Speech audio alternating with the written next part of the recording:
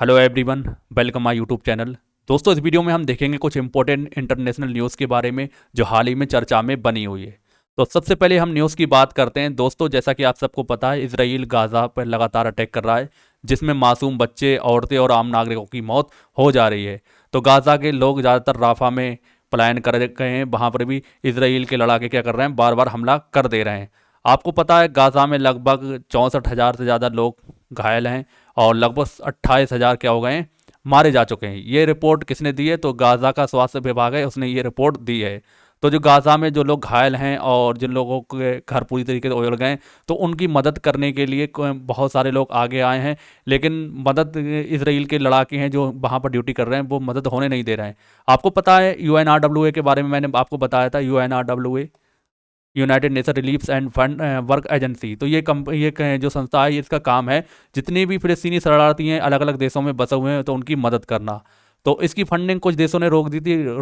जो फंडिंग रोकने की वजह क्या थी? इसराइल ने इल्ज़ाम लगाया था इस संस्था के कुछ लोग हमास संगठन में मिले हुए हैं, जिस वजह से यूएन ने इस चीज़ की जांच करी थी और कुछ लोग संदिग्ध पाए गए थे, तो उन्हें निकाल भी दिया गया। उसके बाद इसराइल का समर्थन करने वाले देश अमेरिका, कनाडा और ब्रिटेन वगैरह ने क्या हुआ था, इस संस्था को फंडिंग रोक दी थी। लेकिन उसके बावजूद कुछ देश आगे आ गए थे, जिनमें से पुर्तगाल था। पुर्तगाल ने पूरी तरीके से मदद करने के लिए राजी था कि हाँ, ये संस्था अच्छा काम कर रही है और फिलिस्तीनी शरणार्थियों की मदद कर रही है, तो हम इसे अपना पैसा देते रहेंगे जिस तरीके से हमें देना है। अब वो जो रूस के प्रेसिडेंट है, रूस के राष्ट्रपति व्लादिमीर पुतिन, तो इनका एक बयान आया है। तो इन्होंने क्या कहा है? Helping the people of Gaza is our secret duty. यानी हमारा जो कह सकते हैं पवित्र कर्तव्य है गाज़ा के लोगों की मदद करना। आपको पता है, लगातार जो रूस के जो राष्ट्रपति हैं, ये लगातार गाज़ा के लिए मतलब ये कहते हैं कि अमेरिका ज़्यादातर क्या कर रहा है, इसराइल का समर्थन कर रहा है, जिस वजह से क्या होगा, गाज़ा पर अटैक हो रहा है और गाज़ा के लिए हमदर्दी थोड़ी दिखा रहे हैं।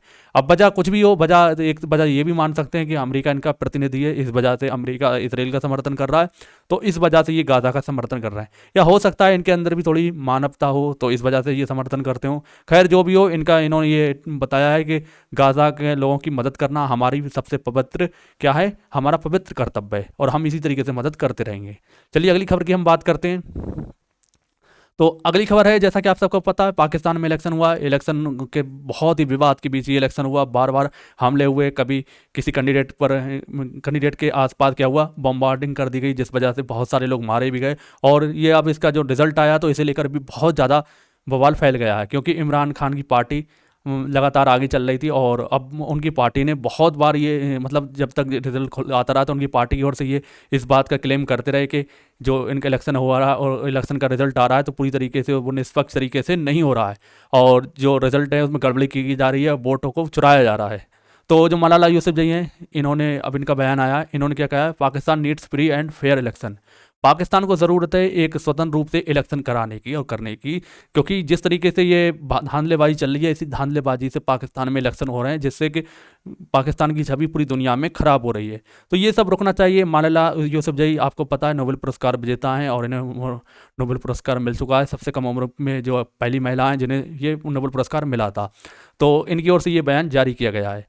अब देखना ये होता है पाकिस्तान में क्या इस बात पर अमल हो पाता है, नहीं हो पाता, क्योंकि पाकिस्तान को लेकर अभी यूनाइटेड किंगडम की ओर से भी एक बयान आया था कि हम सब जानते हैं पाकिस्तान में क्यों ऐसी गड़बड़ी हो रही है, क्योंकि पाकिस्तान में का जो कह सकते हैं आपस में इतने भ्रष्ट हो चुके हैं पाकिस्तान के लोग, तो उन्हें किसी और देश को, पाकिस्तान को लड़ने की ज़रूरत नहीं। पाकिस्तान खुद ब खुद पूरी तरीके से मतलब कह सकते हैं मिटता जा रहा है, क्योंकि पाकिस्तान के अंदर खुद ही इतनी टेंशन है कि दूसरे देशों को इनसे लड़ने की ज़रूरत नहीं है, वो अपने आप ही खुद लड़ के ख़त्म हो सकते हैं। तो पाकिस्तान को इन चीज़ों पर विचार करना चाहिए। चलिए अगली खबर की बात करते हैं। दोस्तों, अगली खबर है, जैसा कि आप सबको पता है, और राष्ट्रपति के चुनाव आने वाले हैं अमेरिका के अंदर, जिसमें दो मुख्य कैंडिडेट माने जा रहे हैं। सबसे पहले जो जॉय बाइडेन, जो कि प्रेजेंट में हैं, और जो पूर्व राष्ट्रपति हैं डोनाल्ड ट्रंप, इनके बीच कड़ी टक्कर देखने को मिल रही है। आए दिन एक दूसरे के ऊपर वो बयान दे रहे हैं। अब डोनाल्ड ट्रंप ने एक बात कही है कि Biden has no foreign policy but dropping bombs and killing peoples. तो बाइडेन ने के लिए डोनाल्ड ट्रंप जो पूर्व राष्ट्रपति, इन्होंने कहा है कि बाइडेन के पास किसी भी तरह का कोई एक्सपीरियंस, किसी भी तरह की कोई अच्छी चीज़ है ही नहीं। उनके पास जो विदेशी नीति है, वो विदेशी नीति तो उनके पास कोई बिल्कुल भी नहीं है। वो सिर्फ एक चीज़ जानते हैं, उनका कहना है कि वो बम गिराना जानते हैं और लोगों को मारना जानते हैं। तो ये डोनाल्ड ट्रंप का कहना है। डोनाल्ड ट्रंप, जैसा कि डोनाल्ड ट्रंप कई बार ये कह चुके हैं, जितना भी इसराइल में लगातार गाज़ा पर अटैक किया जा रहा है, तो इस सब में अमेरिका के राष्ट्रपति हैं जो बाइडेन का पूरी तरीके से हाथ है। अगर बाइडेन चाहें तो बाइडेन इस तरीके का जो चल रहा है युद्ध, इस तरीके का युद्ध रुक जाएगा और पूरी तरीके से संधि हो सकती है। तो बार डोनाल्ड ट्रंप के कुछ बातों की तारीफ रूस के जो राष्ट्रपति हैं व्लादिमीर पुतिन, उन्होंने कई बार इनकी तारीफ की है, और ये भी रूस के राष्ट्रपति की तारीफ करते रहते हैं। दोस्तों, अगर ये इलेक्शन जीत जाते हैं और अगर प्रेसिडेंट बन जाते हैं अमेरिका के, तो हो सकता है रूस में और अमेरिका में कुछ संबंध अच्छे हो जाएं। अदरवाइज बाइडेन के होते और रूस में और अमेरिका में अच्छे संबंध होने की उम्मीद ना के बराबर है। अब इनका इस तरीके का ये बयान आया है, और इन्होंने कई बार गाज़ा के सपोर्ट में भी इन्होंने बयान दिया है कि गाज़ा के लोगों के संग इसराइल गलत हो रहा है, इसराइल गलत कर रहा है, और जो राष्ट्रपति हैं बाइडेन अपने फ़ायदे के लिए इसराइल का समर्थन कर रहे हैं। तो इनका ये बयान चर्चा में है। चलिए नेक्स्ट खबर की बात करते हैं। दोस्तों, जैसा कि आप सबको पता है, यमन का जो ईरान समर्पित हौती संगठन है, लगातार जितने भी लाल सागर में जहाज़ गुजर रहे हैं उनको हमला कर रहा है। तो जितने भी उसका हौती संगठन का कहना है, जितने भी अमेरिका, ब्रिटेन, कनाडा के और जितने भी इसराइल का समर्थन करने वाले देशों के विमान गुजरेंगे, हम उन पर क्या करेंगे, अटैक करेंगे और उन्हें पूरी तरीके से नष्ट करने की कोशिश करेंगे। उनके ये अटैक करना गाज़ा के समर्थन में कर रहे हैं, गाज़ा के समर्थन में ये अटैक करा जा रहा है। उनका मानना है जब लोग इसराइल गाज़ा पर अटैक करना बंद नहीं करता, फिलिस्तीनियों को मारना बंद नहीं कर देता, हम इसी तरीके से व्यापारिक जहाज़ों को निशाना बनाते रहेंगे। इस वजह से अमेरिका और ब्रिटेन ने कई बार गाज़ा पर भी अटैक कर दिया है, और अब गाज़ा भी बार बार अटैक करता रहता है। बार बार उनके जो पंडित भी हैं, सबमरीन वगैरह, उन पर क्या कर रहा है, अटैक कर रहा है। अब हौतीस की ओर से एक नया बयान आया है, जो गार्जियन ने बात कहा है कि Houthis next target will be submarine internet cable in the red sea, यानी लाल सागर के अंदर सबमरीन जो पनडुब्बियों का इंटरनेट केबल है उस पर क्या करेंगे, ये अटैक करने वाले हैं। तो हौती का अगर इस तरीके से ये इंटरनेट केबल पर अटैक कर देते हैं या कट कर देते हैं, तो बहुत बड़ी दुविधा में पश्चिमी देश पड़ सकते हैं, खासकर अमेरिका और भी जो देश हैं, अमेरिका, कनाडा, ब्रिटेन, इन लोगों को बहुत ज़्यादा इससे तकलीफ हो सकती है। अब हौती इसका कहना यह है, अगर गाज़ा पर इसराइल अटैक करना बंद कर दे तो हम भी जो जितने भी इस तरीके की एक्टिविटी कर रहे हैं, इन एक्टिविटी को हम भी रोक सकते हैं। तो अमेरिका को चाहिए आगे बढ़ चढ़ कर संधि कराने की कोशिश करे इसराइल और गाज़ा के लोगों में, ताकि ये दुनिया में शांति कायम हो सके। चलिए अगर अगली खबर की ओर हम बात करते हैं। दोस्तों, अगली खबर की हम बात करते हैं। जैसा कि आप सबको पता है, इसराइल गाज़ा पर अटैक कर रहा है, तो इंटरनेशनल कोर्ट में क्या हुआ है, साउथ अफ्रीका ने इसराइल के खिलाफ एक केस दायर कर रखा है। केस में यही कहा है कि गाज़ा में कर इसराइल नरहंसार कर रहा है, गाज़ा पर नरहंसार इसराइल का रोकना चाहिए। इसे लेकर बहुत बहस चली है, काफ़ी दिनों से इसकी सुनवाई भी हो रही थी, और साउथ अफ्रीका अकेले ही अपने दम पर ही ये केस लड़ रहा था। लेकिन अब सबसे बड़ी खबर ये आ रही है, निकारागुआ एक देश है, इसने कहा है कि Nicaragua says it wants to join South Africa case against Israel at the International Court of Justice. यानी इंटरनेशनल कोर्ट ऑफ जस्टिस में निकारागुआ क्या चाह रहा है, साउथ अफ्रीका के साथ जो इसराइल के खिलाफ साउथ अफ्रीका ने केस दायर करा है उसमें मतलब मिलना चाह रहा है, यानी उससे साउथ अफ्रीका के साथ ये होना चाह रहा है।